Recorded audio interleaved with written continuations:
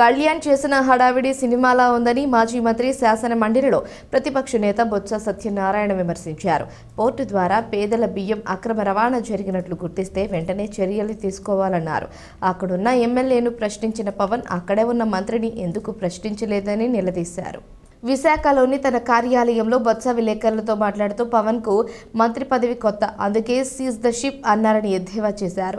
భాజపా నేతలు ఢిల్లీ వెళ్లి బియ్యం అక్రమ రవాణాకు అనుమతులు ఇప్పించారు.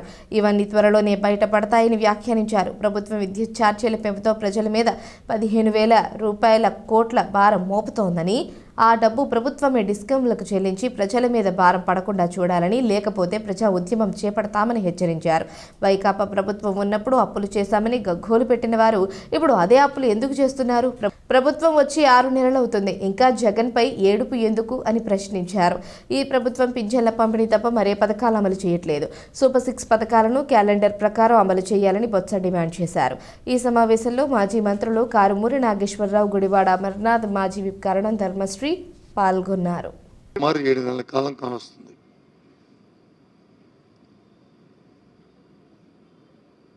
ప్రభుత్వం ఏర్పాటైన తర్వాత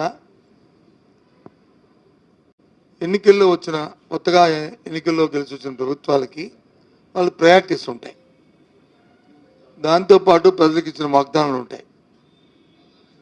వాటన్నిటినీ ఆ ప్రభుత్వాలు చేయవలసిన బాధ్యత ఆ ప్రభుత్వాలకు ఉంటుంది. మనం జరిగిన శాసనసభ సమావేశాల్లోనూ శాసనమండలి సమావేశాల్లోనూ కూడా ఈ అంశాలని మేము శాసనమండలిలో చాలా విషయాల్ని అక్కడ లేవనెత్తాం.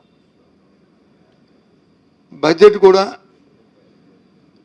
5 నెలల తర్వాత బడ్జెట్ పెట్టినప్పటికీ కూడా బడ్జెట్లో వారిచ్చిన ఎన్నికల్లో ఇచ్చిన వాగ్దానాలు, వాళ్ళ ప్రాధాన్యతకు సంబంధించి కానీ ఎక్కడ వాటికి కొనుగో మేరలో ఎక్కడ పొంతన లేకుండా ఆ కార్యక్రమాలు చేశాయి. బడ్జెట్ పెట్టారు. ఎంతసేపు గతంలో చెప్పుకొస్తున్న అప్పుల గురించే 1కి 10 సార్లు చెప్పారు. కానీ బడ్జెట్ తాలూగా ఇచ్చిన వాళ్ళు బడ్జెట్ ఇచ్చిన బుక్లో ప్లేస్ చేసిన బుక్లో చూస్తే వాటికి వీటికి పొంతన లేవు. ఇవన్నిటి కూడా డిబేట్ జరిగింది, చాలాసార్లు డిబేట్ జరిగింది. వాస్తవాలన్నీ కూడా శాసనమండలిలో చెప్పాం కూడా, వాస్తవం కాదని చెప్పాం కూడా. అవి పక్కన పెట్టుకుంటే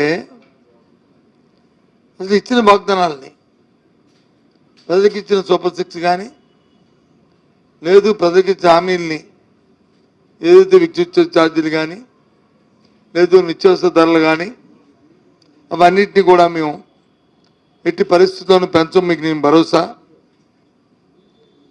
మేము వస్తే ఇంకా తగ్గిస్తామని చెప్పిన నేపథ్యాన్ని కూడా మనం చూసాం, విన్నాం కూడా.